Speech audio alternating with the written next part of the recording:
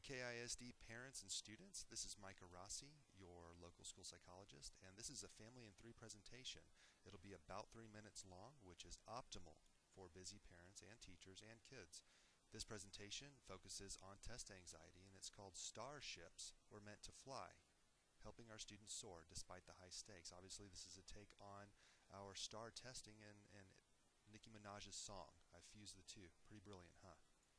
We'll start off by defining test anxiety. It's really quite common, and it's a regular phobia. Think stage fright. Most of us get nervous when we're on the stage in front of people, whether we're performing in the band on Friday nights at Tivy Stadium or we're taking a test in the classroom, and we know that we need to do well. We all have difficulties with performance and stage fright. In these cases, a student may feel as though they haven't studied enough, they're not as smart as their peers, or that the test givers are trying to trick them. If you can relate to any of these feelings, go ahead and give me an air high five real quick. Bam.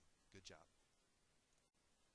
Now to get scientific on you for a minute, I'm going to talk about the inverted U theory. This is a simple graph that helps us understand the interplay between our quality of performance and our level of arousal, or in other words, how much stress we actually are enduring. Here on the y-axis, as you can see, we look at quality of performance. The lower we are down here, the lower quality of performance. So we want to be at the top, at the very, very top of this hill, or inverted U. And if this is where we want to be, all we have to do is look down at our x-axis, which illustrates for us how low or high our stress and anxiety levels must be in order for us to perform.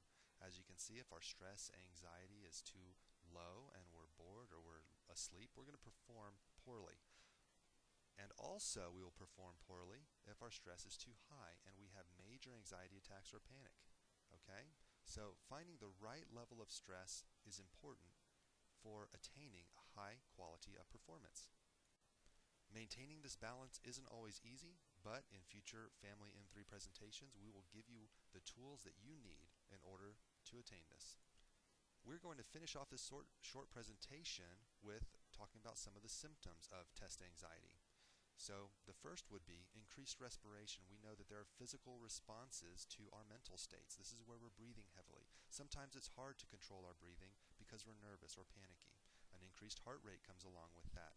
Chest pain or heaviness, a blank mind. Sometimes we just go blank even though we have the answers. Ever lose your keys and they're right in front of your nose the whole time? Some people leave their glasses on their head. They don't even know they're there when they're stressed.